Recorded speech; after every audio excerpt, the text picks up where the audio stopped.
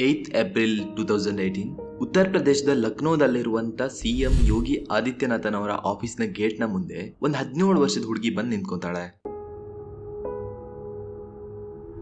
Petrol ತುಂಬಿಸಿದ bottle ಮತ್ತು ಒಂದು ಬೆಂಕಿ ಪಟ್ಟಣವನ್ನು ತನ್ನ ಕೈಯಲ್ಲಿ ಹಿಡ್ಕೊಂಡಿರ್ತಾಳೆ. ಅವಳ ಕಣ್ಣಲ್ಲಿ ಏನೋ ನೋವಿನ ಮೂಟೆ ತುಂಬಿತ್ತು, ಮೈ ತುಂಬಾ ಗಾಯಗಳಾಗಿದ್ವು. ದೂರದಲ್ಲಿ ನಿಂತಿದ್ದ ಸೆಕ್ಯೂರಿಟಿ ಆಫೀಸರ್ಸ್ಗಳು ಅವಳ ಹತ್ರ ಬಂದು ವಿಚಾರಿಸಿದ್ರೊಳಗಡೆ ತನ್ನ ಕೈಯಲ್ಲಿದ್ದಂತ ಪೆಟ್ರೋಲ್ನೆಲ್ಲ ಅವಳ ಮೈ ಮೇಲೆ ಸುರ್ಕೊಂಡ್ ಬಿಡ್ತಾಳೆ. ಒಂದೇ ಒಂದ್ ನಿಮಿಷ ಲೇಟ್ ಆಗಿದ್ರು ಬೆಂಕಿ ಕಡ್ಡಿ ಕೀರಿ ತನ್ನ ಮೈಗೆ ಬೆಂಕಿನ ಹಚ್ಕೊಂಡ್ಬಿಡ್ತಿದ್ಲು. ಹಾಗಿದ್ರೆ ಈ ರೀತಿ ಮಾಡ್ಕೊಳ್ಳಿಕ್ಕೆ ಅವಳಿಗಿದ್ದ ಕಾರಣಗಳೇನು? ವಾಟ್ ಹ್ಯಾಪನ್ ಟು ಹರ್?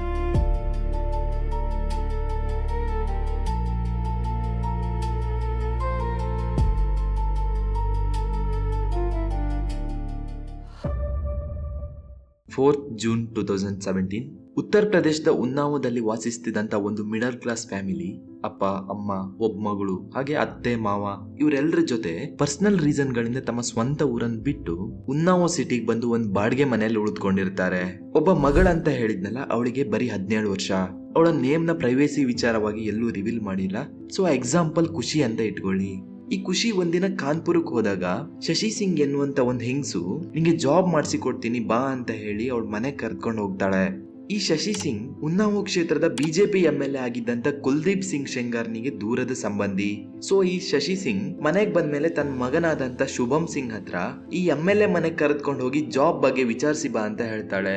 ಹೆಂಗು ಒಂದು ಕ್ಷೇತ್ರದ MLA ಅಲ್ವಾ, ಜಾಬ್ ಕೊಡ್ಸ್ತಾರೇನೋ ಅಂತ ಯೋಚನೆ ಮಾಡಿ ಅವನ್ ಮನೆಗೆ ಹೋಗ್ಲಿಕ್ಕೆ ಒಪ್ಕೊಳ್ತಾಳೆ. ಹಾಗೇನೆ ರಾತ್ರಿ 8 ಗಂಟೆ ಸುಮಾರಿಗೆ ಈ ಹುಡುಗಿ ಮತ್ತೆ ಶುಭಂ ಸಿಂಗ್ MLA ಕುಲ್ದೀಪ್ ಸಿಂಗ್ ಶೆಂಗಾರ್ನ ಮನೆಗೆ ರೀಚ್ ಆಗ್ತಾರೆ. ಆದ್ರೆ ಮನೆ ಒಳಗಡೆ ಹೋದ್ಮೇಲೆ ಅಲ್ಲಿ ಯಾವ ಜಾಬ್ ಬಗ್ಗೆನೂ ಮಾತುಕತೆ ನಡೀಲೇ ಇಲ್ಲ. ಒಬ್ಬಂಟಿಯಾಗಿ ಬಂದಿದ್ದಂತ ಈ ಹುಡುಗಿ ಮೇಲೆ ಎಲ್ರೂ ಸೇರಿ ಬಲಾತ್ಕಾರ ಮಾಡ್ತಾರೆ. ಮನೆಯಲ್ಲಿದ್ದಂತ ಬ್ರಿಜೇಶ್ ಯಾದವ್, ಶುಭಂ ಸಿಂಗ್, ಅತುಲ್ ಸಿಂಗ್ ಮತ್ತೆ ಈ ಕುಲ್ದೀಪ್ ಸಿಂಗ್, ಇವು ಎಲ್ಲ 4 ಜನ ಸೇರಿ ಅವಳನ್ನ ಬಲಾತ್ಕಾರ ಮಾಡ್ತಾರೆ.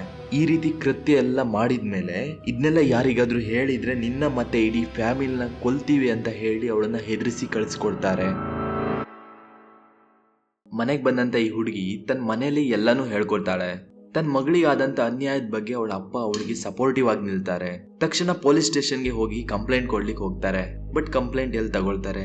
ಒಬ್ಬ ಪವರ್ಫುಲ್ MLA 4 ಸಾರ್ತಿ ಉನ್ನಾವೋ ವಿಧಾನಸಭೆ ಕ್ಷೇತ್ರದಲ್ಲಿ ಬಿಜೆಪಿ ಪಕ್ಷದಿಂದ ಗೆದ್ದು ಆಡಳಿತದಲ್ಲಿರುವಂತ ವ್ಯಕ್ತಿ. ಈ ಅಪ್ಪ ಮಗಳು ಸರಿ ಸುಮಾರು 10 ರಿಂದ 11 ತಿಂಗಳು ಪೊಲೀಸ್ ಸ್ಟೇಷನ್ಗೆ ಅಲ್ದಾಡ್ತಾರೆ. ಬಟ್ ಈ ಪೊಲೀಸ್ನವರು ಒಂದೇ ಒಂದು FIR ಸಹ ರಿಜಿಸ್ಟರ್ ಮಾಡಿರ್ಲಿಲ್ಲ. ಆದ್ರೂ ಈ ಅಪ್ಪ ಮಗಳು ತಮ್ಮ ಕೈ ಚೆಲ್ಲಿ ಕೂತ್ಕೊಳ್ಳಿಲ್ಲ. ಸ್ಟೇಷನ್ಗೆ ಕಂಟಿನ್ಯೂಸ್ ಆಗಿ ಹೋಗ್ತಾನೆ ಇರ್ತಾರೆ. ಅದ್ರ ಮಧ್ಯೆ ಈ ಹುಡುಗಿ CM ಯೋಗಿ ಆದಿತ್ಯನಾಥನ್ ಅವರಿಗೆ ಒಂದು ರಿಟರ್ನ್ ಲೆಟರ್ ಸಹ ಬರೀತಾಳೆ. ಬಟ್ ಯಾವುದೇ ರೀತಿ ರೆಸ್ಪಾನ್ಸ್ ಇಲ್ಲ.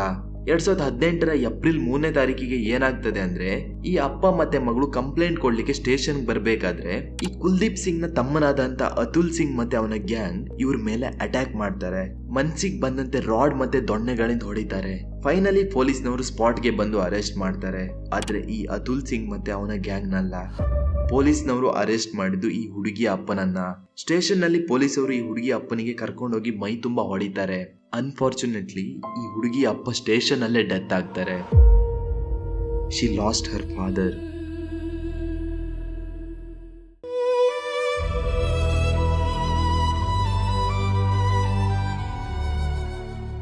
ತನಗಾದಂತ ಅನ್ಯಾಯದ ವಿರುದ್ಧ ನಿಂತ್ಕೊಂಡಂತ ತನ್ನ ಅಪ್ಪನನ್ನ ಕಳೆದುಕೊಂಡ್ಮೇಲೆ ಆ ಹುಡುಗಿ ಯೋಗಿ ಆದಿತ್ಯನಾಥ್ನವರ ಆಫೀಸ್ ಮುಂದೆ ಹೋಗಿ ನಿಂತ್ಕೊಂಡು ತನ್ನ ಪ್ರಾಣ ಬಿಡ್ಲಿಕ್ಕೆ ಪ್ರಯತ್ನ ಪಡ್ತಾಳೆ. ಇದಾದ ಬಳಿಕ ಅಲ್ಲಿದ್ದಂತ DGP ಅವಳನ್ನ ಕೂರಿಸ್ಕೊಂಡು ವಿಚಾರಣೆ ಮಾಡಿದ ಬಳಿಕ FIR ರಿಜಿಸ್ಟರ್ ಮಾಡ್ತಾರೆ. ಬಟ್ ಮಾಕಿ ಪೊಲೀಸ್ ಸ್ಟೇಷನ್ ನಲ್ಲಿ ಈ ಹುಡುಗಿಯ ಅಪ್ಪನ ಮೇಲೆ ಹಲ್ಲೆ ಮಾಡಿದಂತ ಅತುಲ್ ಸಿಂಗ್ ನ ನೇಮ್ನ ಯಾವ ಒಂದು ಕಂಪ್ಲೇಂಟ್ ನಲ್ಲೂ ಸಹ ಮೆನ್ಷನ್ ಮಾಡಿಲ್ಲ. ತಕ್ಷಣ ಈ ಕೇಸ್ TV ಮತ್ತೆ ಡಿಜಿಟಲ್ ಮಾಧ್ಯಮಗಳಲ್ಲಿ ಸ್ಪ್ರೆಡ್ ಆಗ್ಲಿಕ್ಕೆ ಶುರು ಆಗ್ತದೆ. ಈ ಟೈಮ್ ನಲ್ಲಿ ಅವಳ ಜೊತೆ ಅವಳ ಅಪ್ಪ ಇಲ್ಲ ಅಂದ್ರೂ ದೇಶದ ಕೆಲವು ಜನತೆ ಅವಳ ಜೊತೆ ನಿಂತ್ಕೊಳ್ತಾರೆ. 2018 ಏಪ್ರಿಲ್ 13ರಂದು CBI ಕುಲ್ದೀಪ್ ಸಿಂಗ್ ನನ್ನ ತನ್ನ ಕಸ್ಟಡಿ ತಗೊಳ್ತಾರೆ. ಬಟ್ ಇವನ ಸಹಚರರು ಈ ಹುಡುಗಿ ಮತ್ತೆ ಅವಳ ಫ್ಯಾಮಿಲಿಗೆ ಕೇಸ್ ವಾಪಸ್ ತೆಗೆದುಕೊಳ್ಳಿ ಅಂತ ಧಮಕಿ ಹಾಕ್ತಾನೆ ಇರ್ತಾರೆ. ಇದ್ರ ಮಧ್ಯೆ ಏನಾಗ್ತದೆ ಅಂದ್ರೆ, ವಿಕ್ಟಿಮ್ ನ ಮಾವ ಅಪ್ಪನ ಸ್ಥಾನದಲ್ಲಿ ಅವಳ ಪರ ನಿಂತ್ಕೋತಾನೆ. ಬಟ್ ಪೊಲೀಸ್ನವ್ರು ಏನ್ ಮಾಡ್ತಾರೆ ಅಂದ್ರೆ, ಅವಳ ಮಾವನ ಮೇಲಿದ್ದಂತ 19 ವರ್ಷದ ಹಳೆಯ ಕೇಸ್ನ ಓಪನ್ ಮಾಡಿ ಅವರನ್ನ ಅರೆಸ್ಟ್ ಮಾಡಿ ಜೈಲಿಗೆ ಕಳಿಸ್ತಾರೆ. ತದನಂತರ ಲಾಯರ್ಗಳ ಜೊತೆ ಮಾತಾಡಿ ಥ್ರೆಟ್ ಇದೆ ಅಂತ ಕೋರ್ಟ್ ಅಲ್ಲಿ ಪ್ರೊಟೆಕ್ಷನ್ ಕೇಳ್ತಾರೆ. ಅದಾದ್ಮೇಲೆ ಕೋರ್ಟ್ ವಿಕ್ಟಿಮ್ಗೆ CRPF ಪ್ರೊಟೆಕ್ಷನ್ ಸಹ ಕೊಡ್ತದೆ. ಬಟ್ ಇವಾಗ ನೀವು ಅಂದ್ಕೊಳ್ತಿರ್ಬೋದು, CRPF ಪ್ರೊಟೆಕ್ಷನ್ ಕೊಟ್ಟಿದ್ದಾರೆ, ಶಿ ವುಡ್ ಬಿ ಸೇಫ್, ಅವಳಿಗೆ ಇನ್ನೇನು ತೊಂದರೆ ಆಗಲ್ಲ ಅಂತ ಅಂದ್ಕೊಂಡಿರ್ಬೋದು. But that's not right.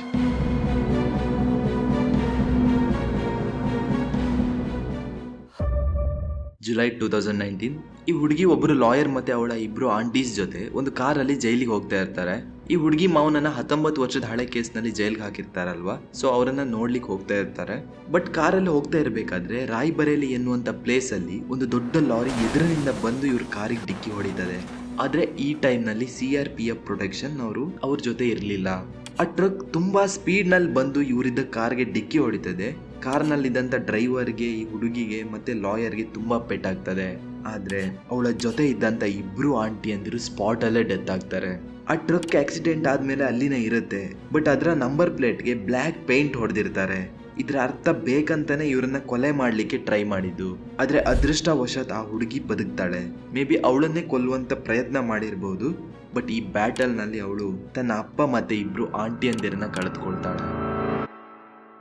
ಈ ಆಕ್ಸಿಡೆಂಟ್ ಆದ್ಮೇಲೆ ವಿಕ್ಟಿಮ್ ಕಂಡೀಷನ್ ಸ್ವಲ್ಪ ಕ್ರಿಟಿಕಲ್ ಆಗಿರ್ತದೆ. ಬಟ್ ಹಾಸ್ಪಿಟಲ್ ಬೆಡ್ ಮೇಲೆನೆ ಅವಳಿಂದ ಸ್ಟೇಟ್ಮೆಂಟ್ ತಗೊಂಡು ಕೋರ್ಟ್ಗೆ ಪ್ರೊಡ್ಯೂಸ್ ಮಾಡ್ತಾರೆ. ಈ ಹುಡುಗಿ 17 ವರ್ಷದವಳಾಗಿದ್ದರಿಂದ MLA ಕುಲ್ದೀಪ್ ಸಿಂಗ್ ಮೇಲೆ ಪೋಕ್ಸೋ ಕಾನೂನಡಿ FIR ರಿಜಿಸ್ಟರ್ ಮಾಡಿರ್ತಾರೆ. ಪೋಕ್ಸೋ ಆಕ್ಟ್ 2012ರ ಕಾಯ್ದೆ ಅನುಸಾರ ಅಕ್ಯೂಸ್ಡ್ ಏನಾದ್ರೂ ಕಾಮನ್ ಸಿವಿಲಿಯನ್ ಆಗಿದ್ರೆ ಸೆಕ್ಷನ್ 3-4ರ ಅನುಸಾರ 7ರಿಂದ 10 ವರ್ಷ ಜೈಲ್ ಶಿಕ್ಷೆ ಆಗ್ತದೆ. This is based on type of crime. ಮತ್ತೆ ಇನ್ ಕೇಸ್ ಅಕ್ಯೂಸ್ಡ್ ಏನಾದ್ರೂ ಪಬ್ಲಿಕ್ ಸರ್ವೆಂಟ್ ಆಗಿದ್ರೆ, ಅಂದ್ರೆ police officers, government teachers, armed personal, politician ಈ ತರ ಏನಾದ್ರೂ ಆಗಿದ್ರೆ ಸೆಕ್ಷನ್ 5 ಮತ್ತು 6ರ ಅಡಿಯಲ್ಲಿ 20 ವರ್ಷ ಜೈಲ್ ಶಿಕ್ಷೆ ಇಲ್ಲ ಜೀವಾವಧಿ ಶಿಕ್ಷೆ ಅಥವಾ ಅವರಿಗೆ ಗಲ್ಲು ಶಿಕ್ಷೆ ವಿಧಿಸಬೇಕಂತ ಕಾನೂನಲ್ಲಿರುವಂತದ್ದು. ಸೊ ಡಿಸೆಂಬರ್ 16, 2019ರಂದು ಕೋರ್ಟ್ ಈ MLA ಕುಲ್ದೀಪ್ ಸಿಂಗ್ ನ ಕಲ್ಪ್ರಿಟ್ ಅಂತ ಘೋಷಣೆ ಮಾಡಿ ಲೈಫ್ ಇಂಪ್ರಿಸನ್ಮೆಂಟ್ ಶಿಕ್ಷೆನ ಕೊಡ್ತದೆ. ಹಾಗೆ 2020ರ ಮಾರ್ಚ್ ನಲ್ಲಿ ವಿಕ್ಟಿಮ್ ಫಾದರ್ ಡೆತ್ ಕೇಸ್ ನಲ್ಲಿ 10 ವರ್ಷ ಜೈಲ್ ಶಿಕ್ಷೆ ಸಹ ಘೋಷಣೆ ಮಾಡ್ತಾರೆ. ಮತ್ತೆ ಅತುಲ್ ಸಿಂಗ್ ಹಾಗೂ 5 ಜನ ಪೊಲೀಸ್ ಆಫೀಸರ್ಗೆ ಸಹ 10 ವರ್ಷ ಜೈಲ್ ಶಿಕ್ಷೆ ಆಗ್ತದೆ. ಇವಾಗ ಸ್ವಲ್ಪ ಮನಸ್ಸಿಗೆ ಸಮಾಧಾನ, ತಪ್ಪು ಮಾಡಿರುವಂತ ವ್ಯಕ್ತಿ ಶಿಕ್ಷೆ ಆಯ್ತು. ಅವಾಗ ಹೇಳಿದ್ದೆ powerful MLA versus common girl ಅಂತ, but it was changed, a powerful girl versus worst MLA. ಆದ್ರೆ ಈ ವಾಕ್ಯ ಜಾಸ್ತಿ ಟೈಮ್ ಅಸ್ತಿತ್ವದಲ್ಲಿ ಉಳಿದುಕೊಳ್ಳಿಲ್ಲ. ಆ ವರ್ಸ್ಟ್ MLA ತನ್ನ ಪವರ್ನ ಪುನಃ ತೋರಿಸ್ಬಿಟ್ಟ. ಆರೋಪಿಗೆ ಶಿಕ್ಷೆ ಆಯಿತು.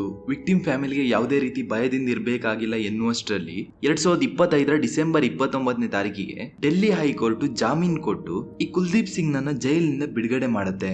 ಕೋರ್ಟ್ ಏನ್ ಹೇಳುತ್ತೆ ಗೊತ್ತಾ? ಕುಲ್ದೀಪ್ ಸಿಂಗ್ ಒಬ್ಬ ಪಬ್ಲಿಕ್ ಸರ್ವೆಂಟ್ ಅಲ್ಲ, ಸೊ ಅವನು ಜೈಲಲ್ಲಿದ್ದು ಆಲ್ಮೋಸ್ಟ್ 7 ವರ್ಷಗಳು ಕಳೆದೋಗಿದೆ. ಸೊ ಅವನ ಶಿಕ್ಷೆ ಮುಗಿದೋಗಿದ್ರಿಂದ ಅವನನ್ನು ಬಿಡುಗಡೆ ಮಾಡ್ತಾ ಇದ್ದೇವೆ ಅಂತ ಹೇಳ್ತದೆ. 2018ರಲ್ಲಿ ಅರೆಸ್ಟ್ ಮಾಡಿದ್ರು. 2025ಕ್ಕೆ 7 ವರ್ಷ ಮುಗ್ದಿದ್ ಹೌದು, ಬಟ್ ಅವನೊಬ್ಬ ಪಬ್ಲಿಕ್ ಸರ್ವೆಂಟ್ ಅಲ್ಲ ಅಂತ ಹೆಂಗ್ ಹೇಳಿದ್ರು? ಚಿಕ್ಕ ಮಕ್ಕಳು ಸಮೇತ ಹೇಳ್ತಾರೆ ಅವನ್ MLA ಆಗಿದ್ದಾಗಲೇ ಅರೆಸ್ಟ್ ಆಗಿದ್ದು, ಅವನೊಬ್ಬ ಪಬ್ಲಿಕ್ ಸರ್ವೆಂಟ್ ಅಂತ. ಬಟ್ ಕೋರ್ಟ್ ಅವನನ್ನ ಶಿಕ್ಷೆಯನ್ನು ವಜಾಗೊಳಿಸ್ತದೆ. ಅವನು ಜೈಲಿಂದ ಹೊರಗಡೆ ಬಂದಿದ್ದಕ್ಕೆ ಕೆಲವೊಬ್ರು ಸೆಲೆಬ್ರೇಟ್ ಸಹ ಮಾಡ್ತಾರೆ. ಇಂಥ ಜನಗಳ ಮಧ್ಯೆ ಬದುಕ್ತಾ ಇದ್ದೀವಿ ನಾವು ಇವತ್ತು. ನಮ್ಮ ಕರ್ನಾಟಕದಲ್ಲಿ ಸಹ ಇದೇ ರೀತಿ ಅಲಿಗೇಷನ್ಸ್ ಗಳನ್ನ ಹೊಂದಿರತಕ್ಕಂಥ MLAಗಳಿದ್ದಾರೆ. 2023ರಲ್ಲಿ ರಾಜರಾಜೇಶ್ವರಿ ನಗರದ BJP MLA ಆದಂತ ಮುನಿರತ್ನ ಅವರು ವಿಕಾಸಸೌಧದಲ್ಲೇ ಒಂದು ಮಹಿಳೆಯನ್ನ ಅತ್ಯಾಚಾರ ಮಾಡಿದ್ದಾರೆ ಅಂತ ಆರೋಪ ಇದೆ. 2024ರಲ್ಲಿ ಮಾಜಿ ಮುಖ್ಯಮಂತ್ರಿ ಆಗಿದ್ದಂತ BS ಯಡಿಯೂರಪ್ಪನವರು 17 ವರ್ಷದ ಹೆಣ್ಣು ಮಗುವಿನ ಅಸಭ್ಯ ಸ್ಪರ್ಶದ ವಿಚಾರವಾಗಿ ಅವರ ಮೇಲೆ ಪೋಕ್ಸೋ ಕೇಸ್ ಸಹ ರಿಜಿಸ್ಟರ್ ಆಗಿರ್ತದೆ. ಆಮೇಲೆ ಕೇಸ್ ಮಾಡಬಾರ್ದಂತ ಹಣ ಕೊಟ್ಟು ಸೆಟಲ್ ಮಾಡ್ಲಿಕ್ಕೆ ಬಂದಿದ್ರಂತ ಆರೋಪ ಸಹ ಇದೆ.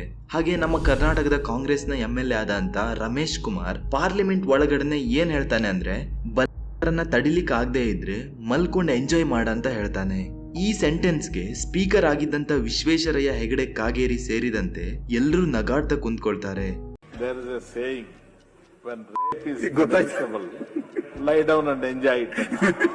ಇಂಥವರೆಲ್ಲ ನಮ್ಮನ್ನ ಆಳ್ತಾ ಇರುವವರು. ಇದರಿಂದ ಎಲ್ಲರೂ ಅರ್ಥ ಮಾಡ್ಕೋಬೇಕಾಗಿದ್ದಿಷ್ಟೇ, ಅಧಿಕಾರದಲ್ಲಿದ್ದವರ ಮನಸ್ಥಿತಿ ಎಂತದ್ದಂತ. ಈ MLA ಕುಲ್ದೀಪ್ ಸಿಂಗ್ ಹೊರಗಡೆ ಬಂದ್ಮೇಲೆ ಈ ವಿಕ್ಟಿಮ್ ಫ್ಯಾಮಿಲಿಗೆ ಭಯ ಸ್ಟಾರ್ಟ್ ಆಗ್ತದೆ. ಎಲ್ಲಿ ಮತ್ತೆ ಹೆದರಿಸ್ತಾರೋ ಅಂತ ದೆಹಲಿಯ ಇಂಡಿಯಾ ಗೇಟ್ ಮುಂದೆ ಕೂತ್ಕೊಂಡು ಒಂದು ಪೀಸ್ಫುಲ್ ಪ್ರೊಟೆಸ್ಟ್ ಮಾಡ್ತಾರೆ. ಬಟ್ ಪೊಲೀಸ್ನವರು ಅವರಿಗೆ ಪ್ರೊಟೆಸ್ಟ್ ಮಾಡ್ಲಿಕ್ಕೇನೆ ಕೊಡ್ಲಿಲ್ಲ. ನಾಯಿ ಎಳ್ತ್ಕೊಂಡು ಹೋದಂಗೆ ಎಳ್ತ್ಕೊಂಡು ಹೋಗ್ತಾರೆ. ಸೊ ಗೈಸ್, ನಿಮ್ ಮನೆಯವ್ರ ಜವಾಬ್ದಾರಿ ನಿಮ್ಮ ಮೇಲಿದೆ. Be careful. Still our country not safe sometimes. Be safe, be good. Thank you everyone.